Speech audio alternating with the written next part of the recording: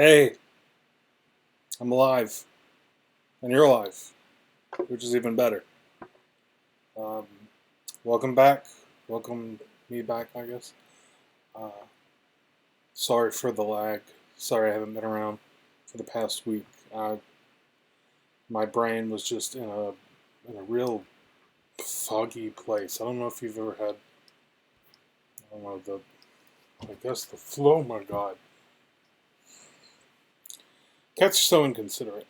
Anyway, if you've ever had the flu and like the brain fog just gets you, and you just can't do anything with your head. Like I sat back and watched like 60 episodes of 30 Rock, I think, and I still don't know if Kenneth is an alien or a god or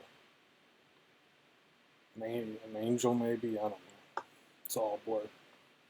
Anyway, so housekeeping. Let me look at my notes here real quick.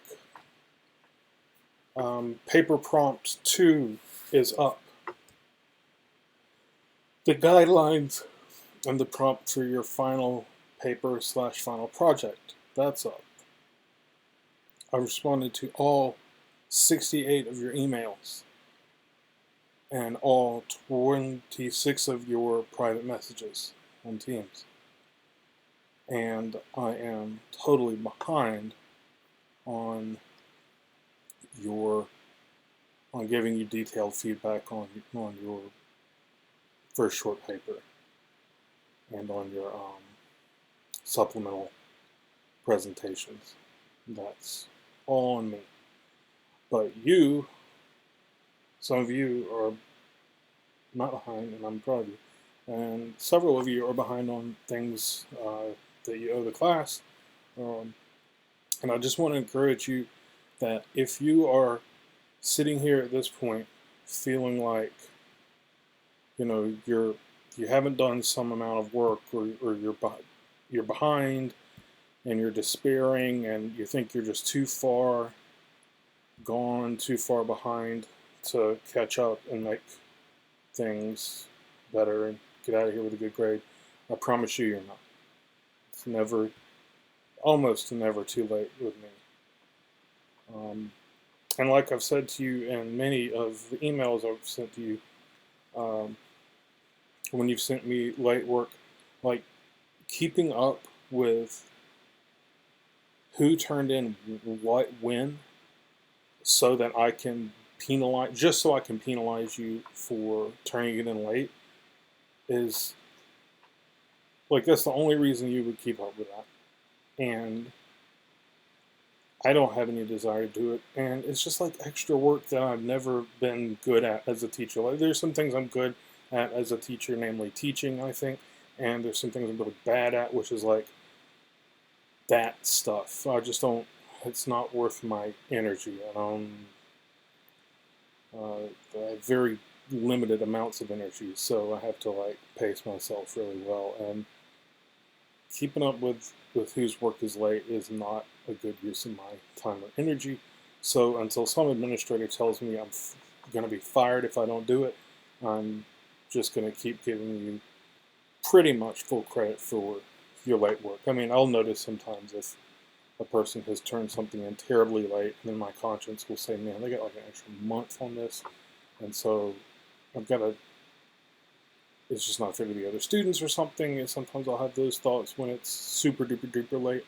But even then, there's no way I'm going to move your grade, like a whole letter grade, down just because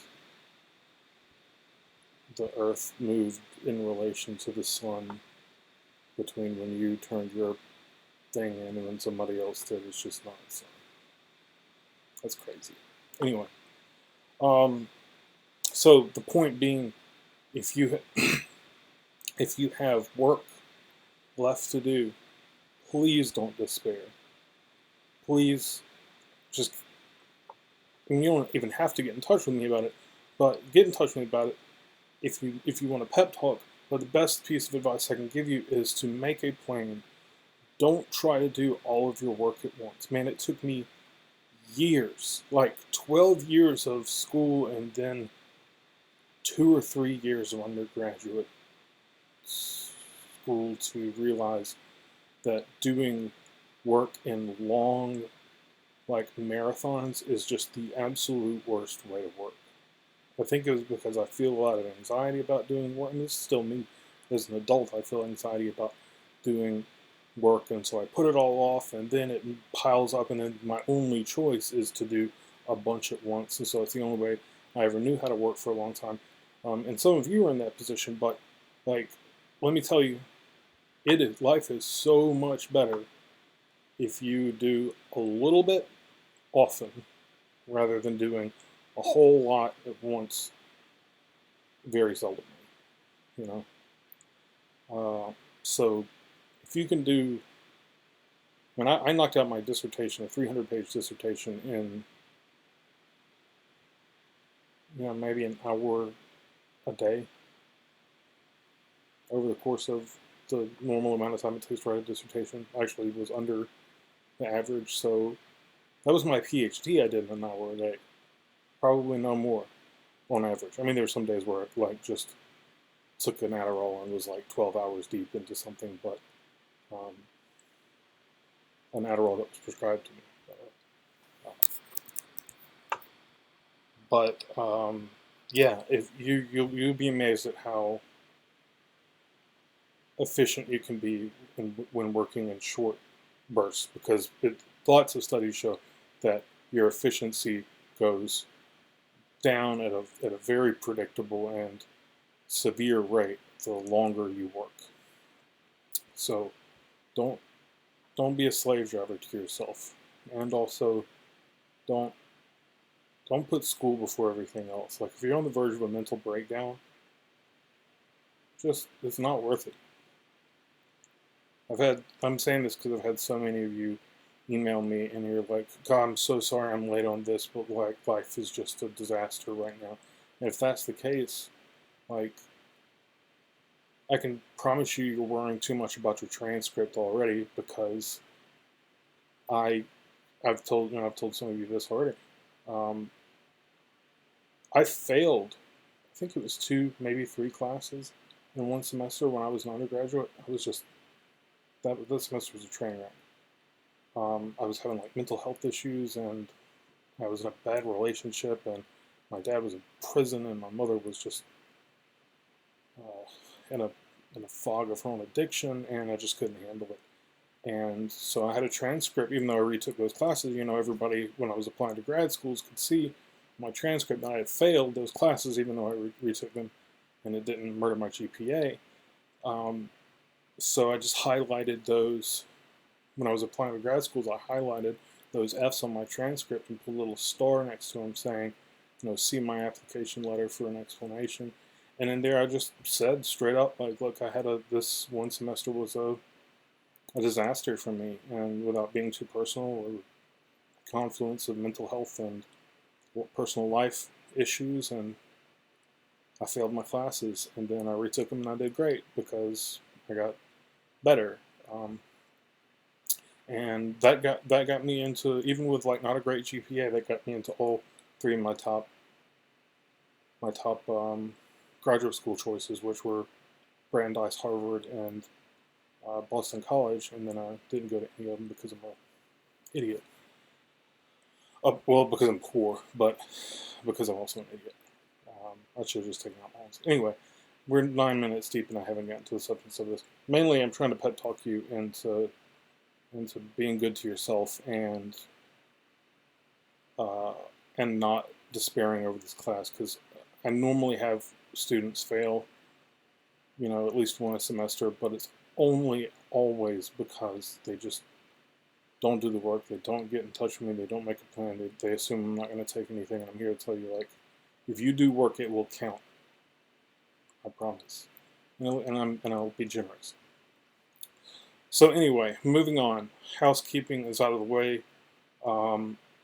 If you can't see your grade, there are 4 of you, all in the same section, who tell me they can't see their grade. I can see your grade, and I've fiddled around with every setting and things that I can on my end. So if you still can't see your grade after you've watched this, email me and I will send you a screenshot of my of my view of your grade, so that you can be assured that it's in the system and you can know what your grade is in the class. There are a few of you who said, hey, my grade is like a C and I've turned everything in. And if you're in that place now and you're freaking out and haven't told me, what happened is I tallied all of the work that's been turned into me a few days before I put the grades in. And if you turn anything in the meantime, it just didn't get counted, so your grade is artificially low. Now if I look and calculate your grade, it will be fine. It's not. So if that's the case, if you turn in a bunch of stuff fairly recently, that's what happened. And you can email me and I will go look at all the stuff I have from you now and I can tell you what your grade actually is, because what your grade is in the system right now doesn't actually affect your GPA. The thing that affects your GPA and your transcript is an entirely different system that we put grades and numbers into, and so what you see on your end does not even make any contact with the thing that controls your transcript, your real grades. So don't worry too much about this if there's an issue on this end, but you do deserve to know what your grade is, and if you can't see it, contact me. Okay, done. So the rest of this is just a lecture that I want to briefly expound on a larger philosophical issue to do with a few of the day's readings that have to do with the commodification of women's labor and women's bodies. I think that you could extend those discussions about the commodification of women's bodies and labor. My cat's, hey, stop. The commodification of bodies and labor to men because of the existence of sperm banks, though it's much less the case that men are being commodified in that sense or exploited because, well, let's just think of the reasons. What is the difference between a woman donating her eggs for money and a man donating his sperm for money? I mean, let's say they both get paid, but what is involved in donating eggs? I mean, they have to invade your body very uncomfortably and extract eggs. And how do you get sperm? A guy has to go into a room and masturbate, and they provide porn for you. Like, those are not the same experience. And so to say that men are being equally commodified or exploited is nonsense. But there might still be exploitation here, and you'll say, well, what? You're getting paid for it, so it's your choice, and so you're not getting exploited. But if it's unpleasant and people are doing it, they are doing it by choice, but they're doing it out of necessity. And that is a sort of exploitation. So like blood banks, where one time in grad school when I was like extremely poor, I went and sold my blood, and I got like $85 to let them do basically what you do when you donate blood, and it was just a totally depressing experience because you're standing there with a bunch of people who, are all there only because they need money so bad that they're willing to let a stranger put something in them and take out the thing that keeps them living and make them feel like shit for the rest of the day just to get $85. And I never went back. But yeah, those people are choosing freely to sell their parts of their body. Your blood is a part of your body. But the sense in which it's free is sort of limited. Right? In the same way that a lot of women who prostitute themselves are doing it freely, but come on, if you had some better option, you wouldn't be doing this in most cases. I mean, I'm sure there's some women who like to be sex workers and would continue to do it and are fine with it, but there's a lot of people who are doing it only out of desperation and necessity. When you do things out of desperation and necessity, it's hard to say that that's totally free choice. And so how else to describe it than by saying your society is sort of commodifying you, commodifying your body or your work, and exploiting you or extorting that from you because it's not like we live in a poor society where everybody's just having to do whatever they can. We live in the richest society in the history of humanity, and yet lots and lots of people can't pay, what couldn't come up with $400 in an emergency if they had to. I think it's like 60% of Americans couldn't or something, or half. Anyway, so I want to expand on some of the ideas behind this idea of these readings on the commodification of bodies. And what I want to do is step back from the bioethical question to give you a little more broad foundation over the foundation for the idea that commodifying some things is wrong. You might say, look, commodification is just shorthand for saying something is being sold on the free market. And you might then say, the free market is a great thing. The fact that people can like start businesses or sell their labor and make money for it is what has made America as great and rich as it is. And if you look at countries that don't have a free market, like Soviet Russia, in the past, or Cuba has a sort of tiny limited free market right now, or China outside its special economic zones, you see countries that don't have free markets tend to, at least on the surface, it seems like the people living them don't have very good lives. Their lives are harder and less full of options for pleasure and uniqueness in their life. Everybody in Russia had the same stove.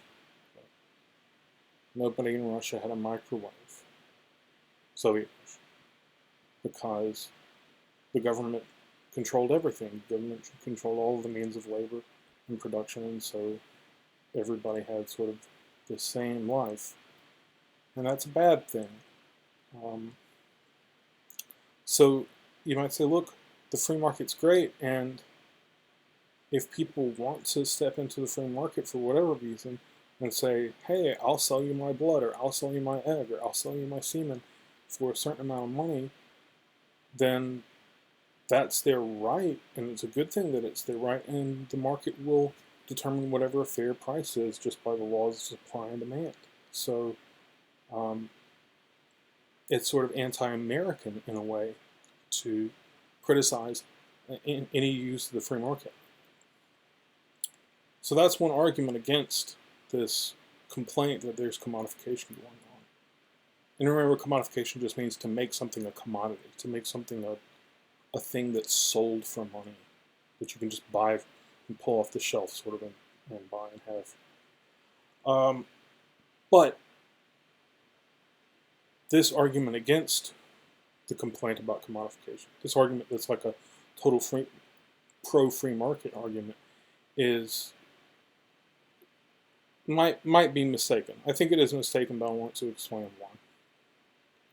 And in doing so, this might help because a lot of us have new political interests in the last few years because the world has just gone fucking crazy politically, and so this might help give you a bit of more framework on some political terms that are being used. So I want to distinguish between having a free market and being a capitalist society. Right? Because capitalism and free market have something to do with one another, but they're not exactly the same thing. So there are lots of societies that are not capitalist societies. They're democratic socialist societies, or they're you can even have like fiefdom societies or whatever, but there are non-capitalist societies that do have a free market where you can start a business and you can make hamburgers or computer software or whatever it is, and you can sell it, and people can pay whatever price you set and make money that way, and so on. And that's a free market. but they're not capitalist societies. Why? Because a capitalist society is a society in which the free market is allowed to expand to include pretty much everything. And the way markets work is that they tend to expand aggressively. You tell people, hey, you can start selling and buying things however you want, and pretty much it's not just hamburgers um, and it's computer software, and then it's animals and dogs, and then there's land, and then there's space rockets, and then there's AK-47s, and then you have semen and eggs, and just everything starts getting on the free market. And that's what capitalism is a sort of unfettered free market that takes over and starts ruling the society. And what that tends to do, if you need proof of this, the work is by economist Thomas Piketty, who's a French guy and who's always like on the short list of economics Nobel recipients. But he hasn't won a Nobel yet, but it's like everybody knows at some point Piketty is going to win a Nobel.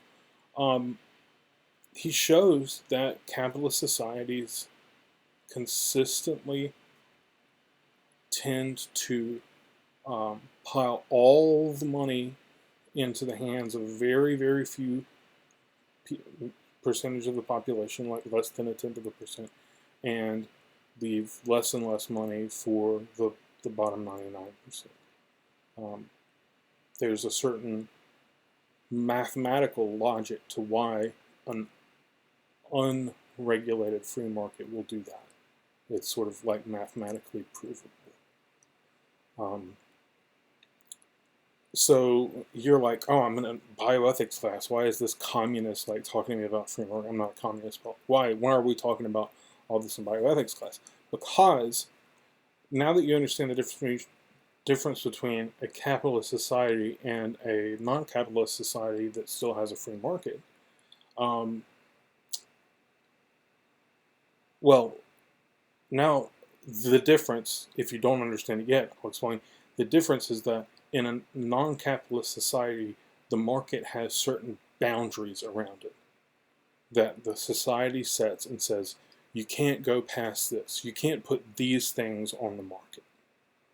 On the market, you can sell cars, and you can sell vacations, and you can sell hamburgers, yada, yada, yada. But there are limits. There are some things we're not going to allow you to sell, and there's some ways in which we're not going to allow you to conduct your business. For instance, price fixing. We're not going to let you collude with each other to artificially raise the price of something.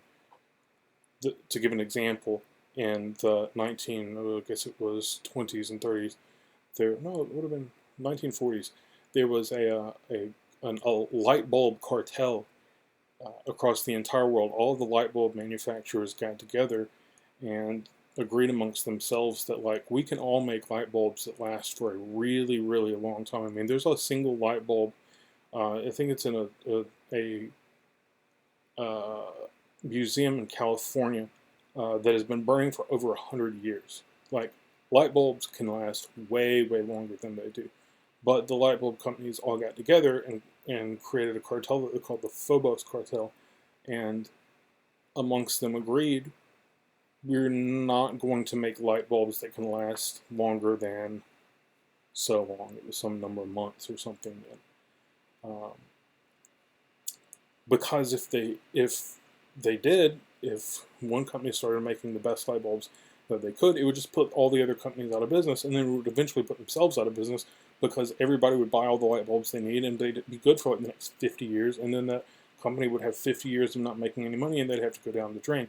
So that's what price fixing is where you where the people who are making the thing all get together and say, like, I won't go lower than your price, and you won't go lower than my price, and we'll stay here so we can both make a lot of money. But markets governments tend to regulate that. Even societies that are pretty capitalistic tend to have some regulation that says you can't do that. Um, America is one of the places that doesn't have that sort of regulation on several industries, namely uh, the pharmaceutical industry, to get back to bioethics, is not regulated this way. You can charge pretty much anything that you want for a medicine if you make it. And if the people who need that medicine can't afford it, you can just say, sorry, you've just got to die. And in most countries, that's one of the limits on the free market, is they say you can't do that. You can't charge an unreasonably high price for something that is essential for people to live. So a capitalist society is one that doesn't put limits or regulations or boundaries on its free market, and a non-capitalist society can still have a free market and not be capitalist simply by regulating the society and putting limits to it. So, so where are we going from here? Well, even people who are like staunch, would call themselves staunch capitalists, agree in their heart of hearts that there are some things that just should not be put on the market. There's some things you should not be able to sell or buy. I want you to take a minute and try to think in your mind of 3 things that you think you should not be able to sell or buy. I'm going to pause for a minute.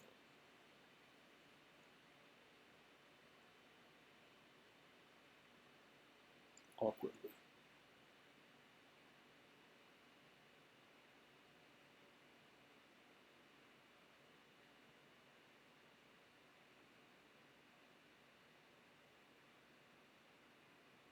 Three things you shouldn't be able to sell or buy.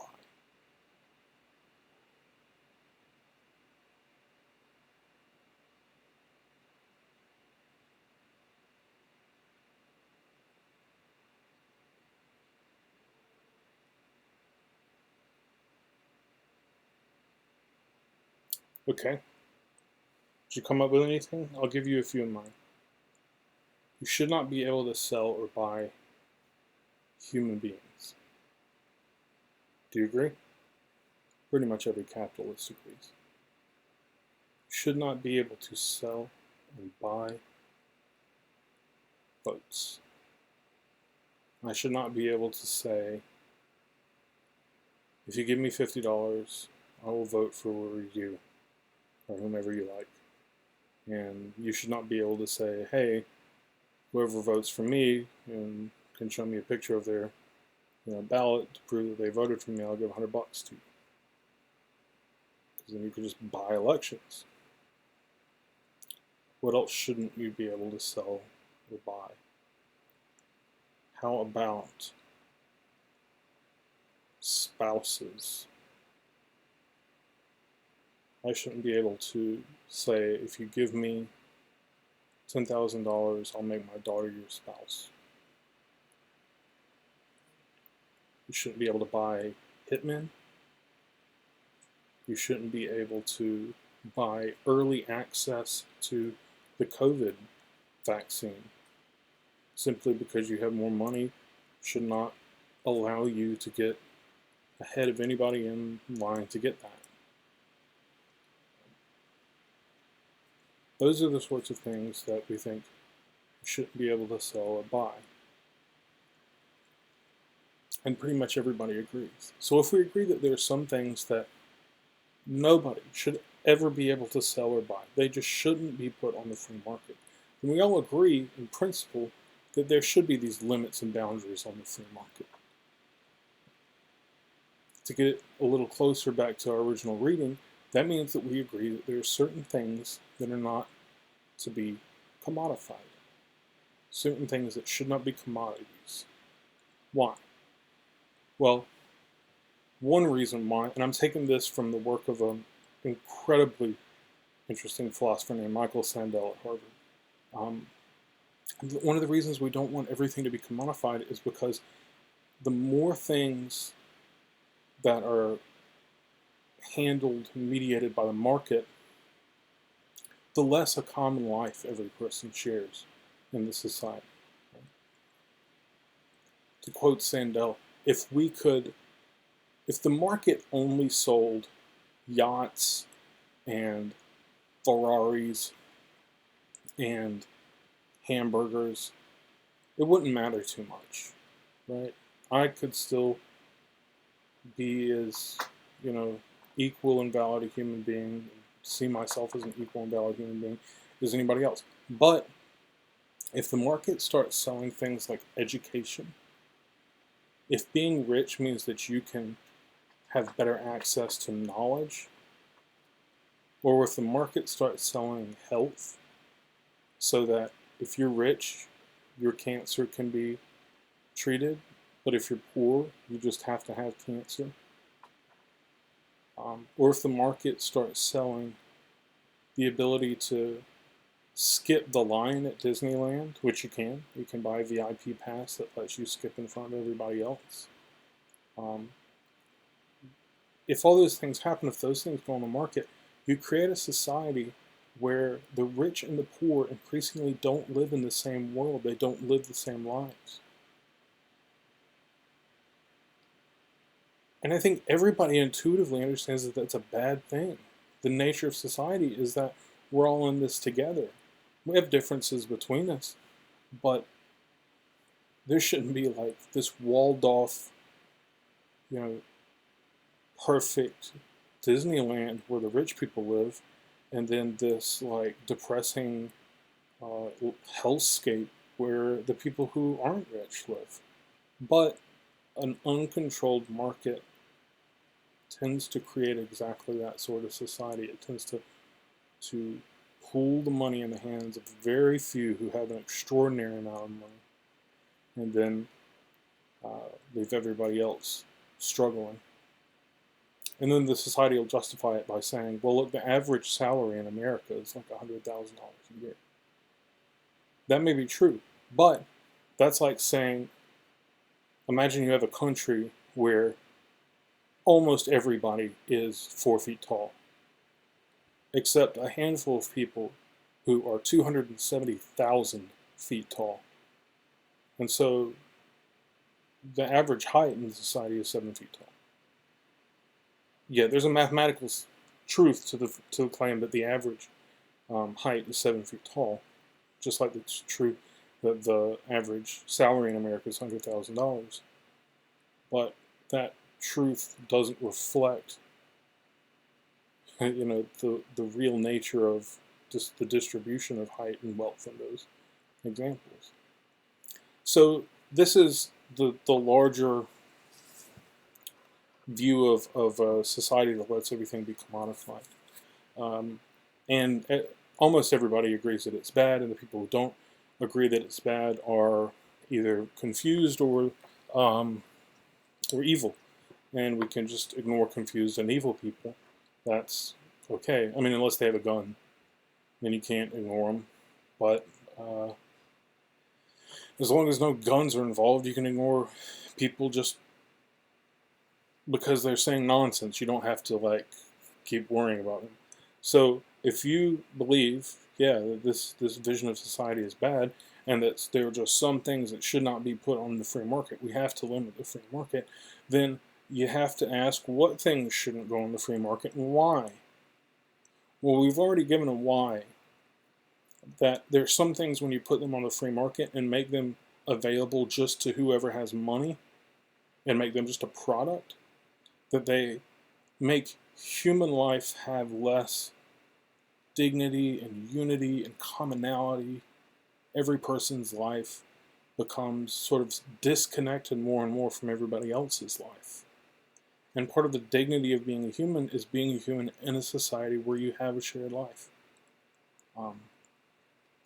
And so the things that when you put them on the market sever that rich, deep, common human existence that we all share, those are the things that shouldn't be on the free market. Well, now let's return back to our original question. Is the selling of women's eggs, and to a lesser extent men's sperm, a commodification of the body? of women's bodies.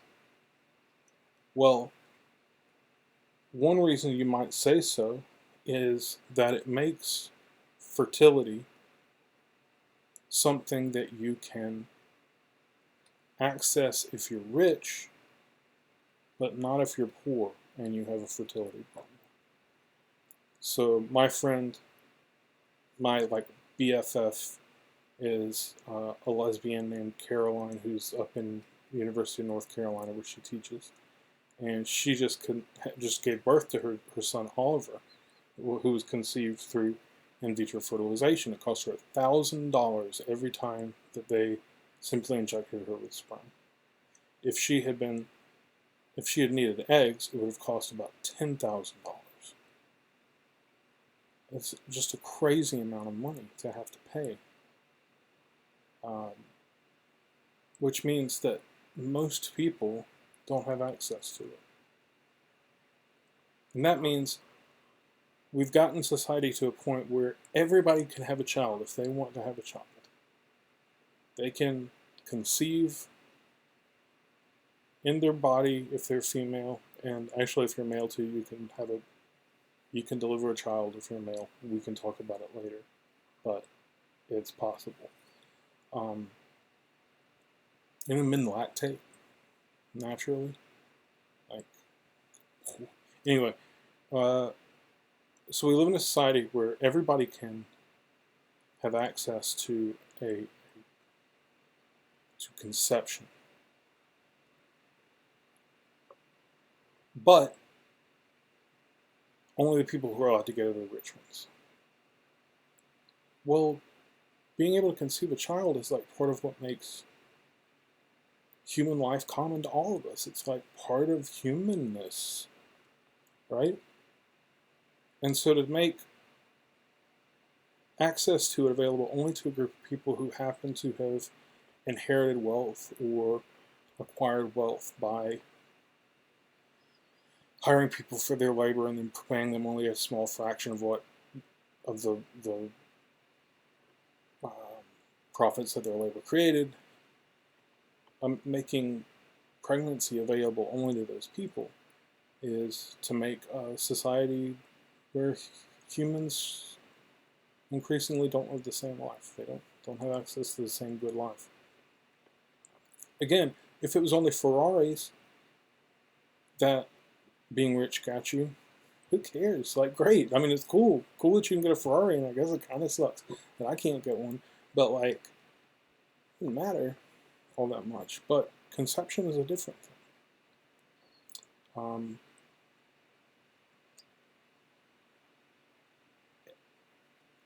Also, you have the women who are selling their eggs. In a free market society, or in a capitalist society, where women are selling their eggs, giving their eggs up for money, the incentive seems obvious that they simply need money. That is, they don't have access to things they want or need because they don't have enough money, and the only thing or the best thing of value that they have is a piece of their body, a very intimate piece of their body that will create another human that's half them. Well,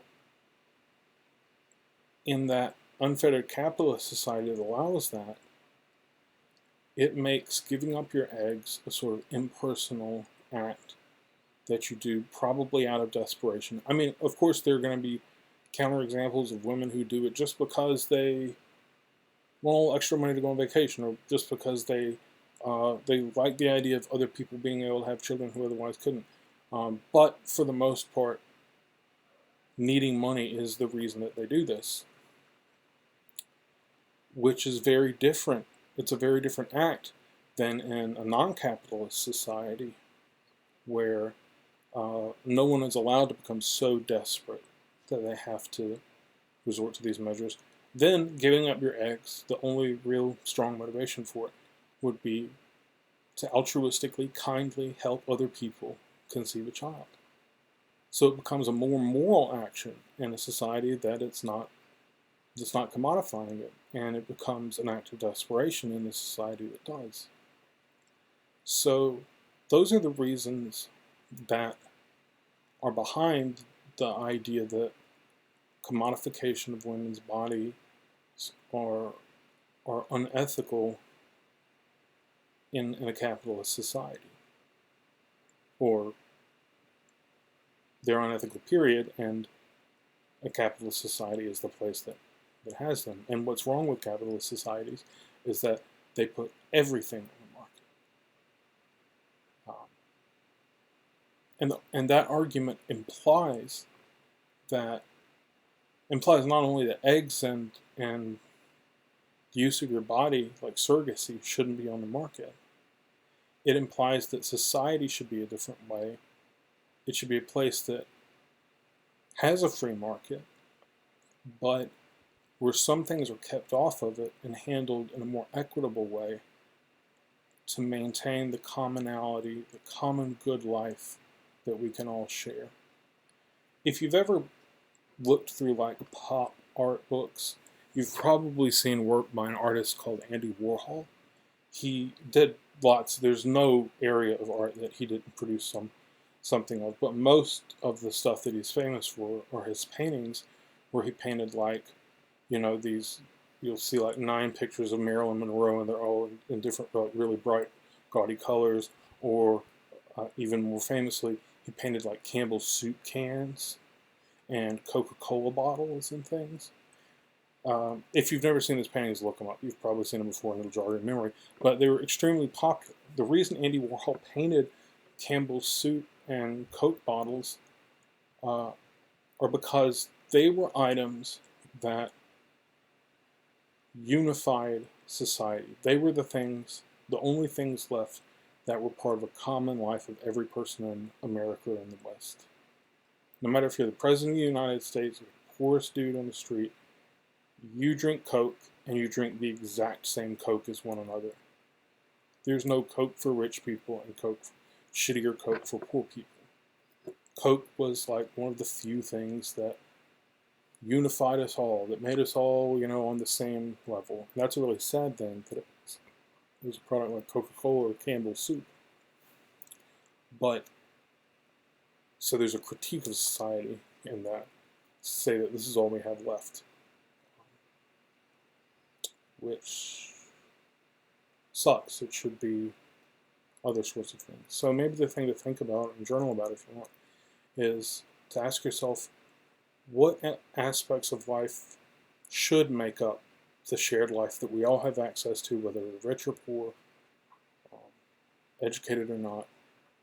What are the things that everybody should be able to get regardless of anything else?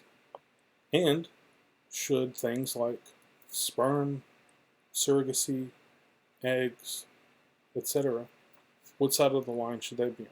I'm totally open to hearing arguments in your journals that these should be for sale, but just make them thoughtful arguments. Put some thought into it. So that's the lecture for today. I hope that you're all doing well and staying safe and healthy. And remember, if you need anything, if you need help with the class, email me and I'm here for you. So I hope you're all doing well. Have a good one.